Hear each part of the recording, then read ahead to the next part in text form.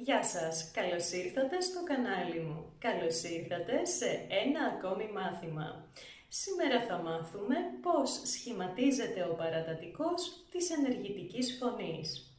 Χρησιμοποιούμε τον παρατατικό όταν θέλουμε να πούμε πως κάτι έγινε στο παρελθόν μία φορά αλλά είχε μεγάλη διάρκεια. Για παράδειγμα, την περασμένη Κυριακή διάβαζα όλη την ημέρα. Ή για κάτι που έγινε στο παρελθόν πολλές φορές και ενδεχομένως είχε μικρή ή μεγάλη διάρκεια. Στο τέλος αυτού του βίντεο θα σου πω τις πιο συνηθισμένες φράσεις και τα επιρρήματα που χρησιμοποιούμε με τον παρατατικό. Πριν αρχίσουμε, μην ξεχάσεις να κάνεις ένα like σε αυτό το βίντεο και εγγραφή στο κανάλι μου. Πάμε! Και ας ξεκινήσουμε με τα ρήματα της πρώτης συζυγίας. Δηλαδή τα ρήματα που ανήκουν στο πρώτο group. Σας θυμίζω ότι στο πρώτο group ανήκουν τα ρήματα που στον ενεστώτα τελειώνουν σε ωμέγα χωρίς τόνο. Για παράδειγμα, παίζω, μαγειρεύω, σιδερώνω.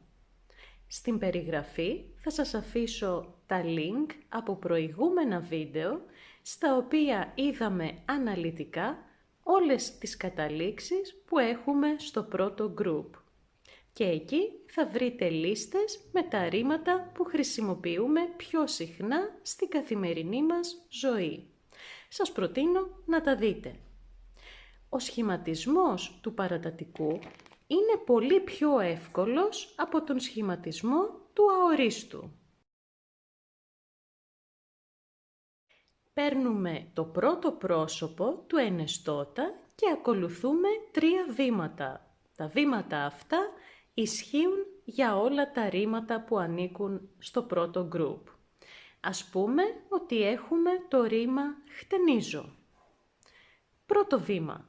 Αφαιρούμε την κατάληξη του ενεστώτα, δηλαδή το ωμέγα. Δεύτερο βήμα. Προσθέτουμε την κατάληξη του παρατατικού, δηλαδή στο πρώτο πρόσωπο το α. Τρίτο βήμα. Βάζουμε τον τόνο στην τρίτη συλλαβή από το τέλος. Χτένιζα. Εγώ χτένιζα. Εσύ χτένιζες. Αυτός, αυτή, αυτό χτένιζε. Εμείς χτενίζαμε.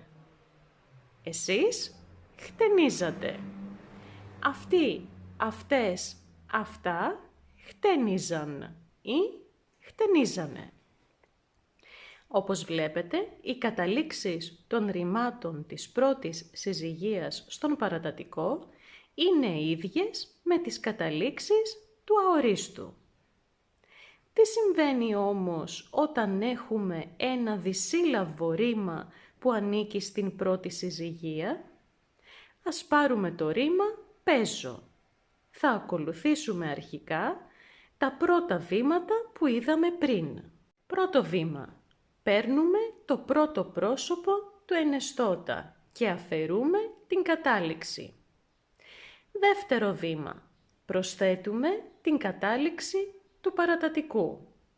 Επειδή όμως δεν έχουμε 3 συλλαβές για να βάλουμε τόνο στην τρίτη συλλαβή από το τέλος, θα προσθέσουμε ένα στην αρχή του ρήματος. Έπαιζα. Προσοχή όμως, γιατί το χρειάζεται μόνο όταν δεν υπάρχουν 3 συλλαβές για να βάλουμε τον τόνο στην τρίτη συλλαβή από το τέλος. Δες πώς κλείνεται το ρήμα και θα καταλάβεις τι εννοώ. Εγώ έπαιζα. Εσύ έπαιζες. Αυτός έπαιζε. Εμείς παίζαμε. Εσείς παίζατε. Αυτοί, αυτές, αυτά έπαιζαν ή παίζανε. Στο πρώτο και δεύτερο πρόσωπο πληθυντικού αριθμού το ρήμα έχει ήδη 3 συλλαβές, γι' αυτό δεν χρειάζεται να προσθέσουμε το Το ίδιο συμβαίνει στον δεύτερο τύπο του τρίτου προσώπου πληθυντικού αριθμού.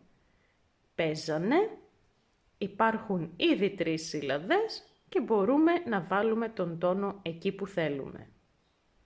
Σε αυτό το group θα προσθέσουμε και 3 ανώμαλα ρήματα. Τα ρήματα αυτά είναι δισύλλαβα, όμως στον παρατατικό αντί να προσθέσουμε το ε για να βάλουμε τον τόνο μας, προσθέτουμε κάποιο άλλο γράμμα. Για δες. Εγώ θέλω τώρα. Εχθές όμως όλη την ημέρα ήθελα. Εγώ ξέρω τώρα. Εχθές όλη την ημέρα ήξερα. Το τρίτο ρήμα έχει ήδη 3 σύλλαβες. Εγώ υπάρχω τώρα. Επειδή όμως το ρήμα είναι σύνθετο, αλλάζει το α. Και δες πώς γίνεται. Εχθές όλη την ημέρα υπήρχα.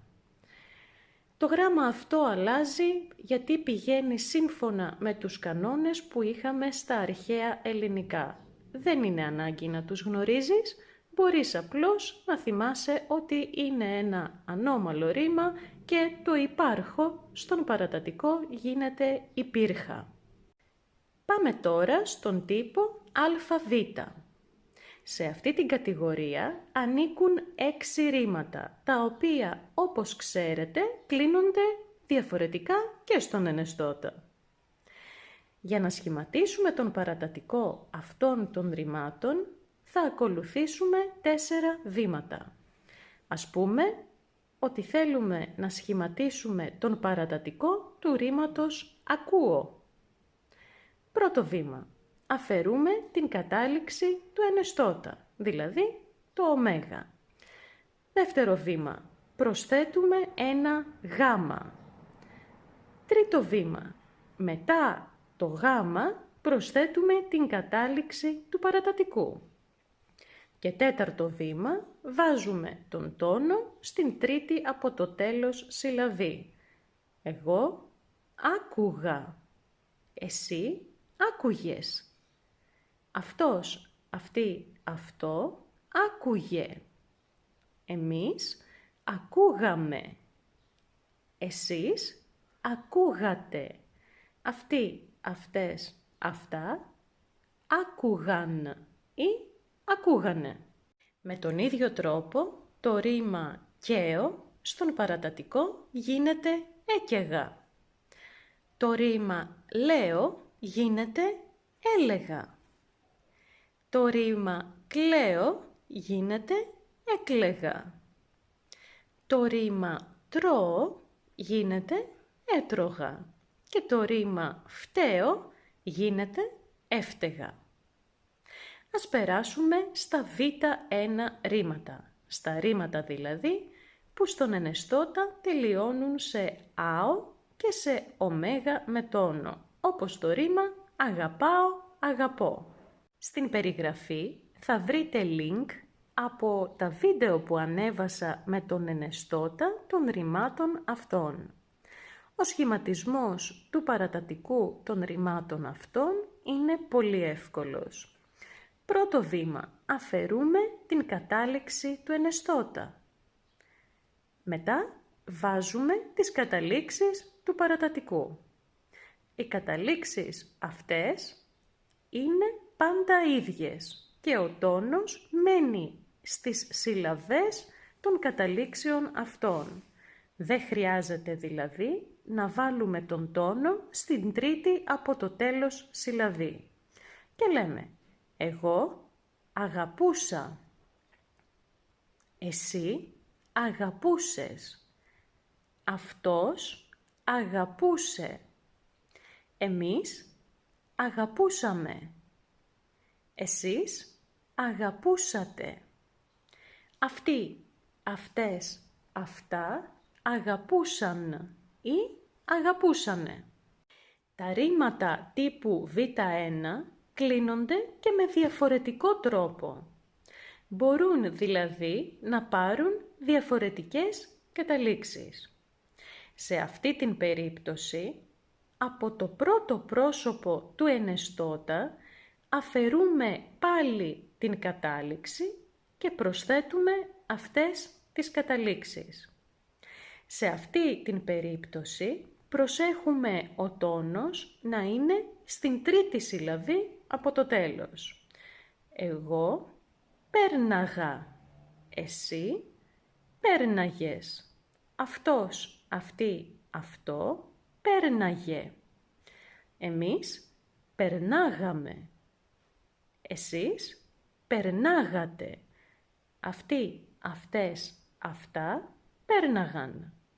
Ας δούμε τώρα και τον τελευταίο τύπο ρημάτων, τα ρήματα Β2. Σε αυτή την κατηγορία έχουμε ρήματα που τελειώνουν στον ενεστώτα σε ωμέγα με τόνο. Θα σας αφήσω στην περιγραφή link από το βίντεο που ανέβασα με τον ενεστώτα και τον αόριστο των ρημάτων αυτών. Πολύ λίγα ρήματα ανήκουν σε αυτή την κατηγορία και όλα κλείνονται με τον ίδιο τρόπο. Παίρνουμε το πρώτο πρόσωπο του ενεστώτα, αφαιρούμε την κατάληξη και προσθέτουμε αυτές τις καταλήξεις. Όπως και στα ρήματα τύπου Β1, οι καταλήξεις είναι πάντα ίδιες και δεν αλλάζουμε θέση στον τόνο. Για παράδειγμα, έχουμε το ρήμα μπορώ. Εγώ μπορούσα. Εσύ μπορούσες. Αυτός, αυτή, αυτό μπορούσε. Εμείς μπορούσαμε. Εσείς μπορούσατε. Αυτοί, αυτές, αυτά μπορούσαν ή μπορούσανε. Για το τέλος άφησα τις φράσεις και τα επιρρήματα που χρησιμοποιούμε με τον παρατατικό. Για να δηλώσουμε επανάληψη μπορούμε να χρησιμοποιήσουμε τα επιρρήματα πάντα, συνήθως, συχνά, σπάνια. Παλιά, πάντα έτρωγε τα δημητριακά του με γάλα αμυγδάλου. Μπορούμε ακόμη να χρησιμοποιήσουμε τις φράσεις όταν ήμουν παιδί, όταν ήμουν μικρός, όταν ήμουν μικρή, όταν ζούσα στην Αμερική. Ας δούμε ένα παράδειγμα. Όταν ζούσα στην Αμερική, πήγαινα κάθε Σάββατο στον κινηματογράφο. Όταν ήμουν φοιτήτρια, πήγαινα κάθε μέρα στο πανεπιστήμιο.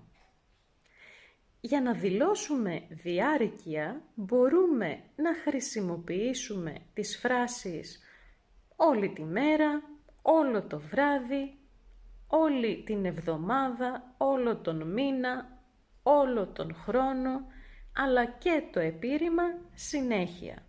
Για παράδειγμα, η Μαρία χώρισε και εχθές όλη τη νύχτα έκλαιγε.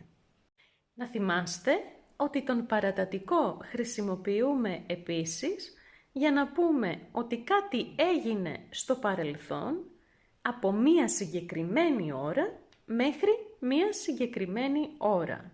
Για παράδειγμα, Γιώργο, τι έκανες εχθές το βράδυ από τις 8 έως τις 11? Τηλεφώνησα στο σπίτι σου, αλλά δεν απάντησε κανείς. Έπινα ποτό με το φίλο μου, δεν ήμουν σπίτι. Και εδώ τελειώνει το σημερινό βίντεο. Εάν σου άρεσε, μην ξεχάσεις να κάνεις ένα like και εγγραφή στο κανάλι μου. Γράψε μου στα σχόλια τι άλλο θέλεις να δούμε στα επόμενα βίντεο. Τα λέμε πολύ σύντομα. Γεια σου!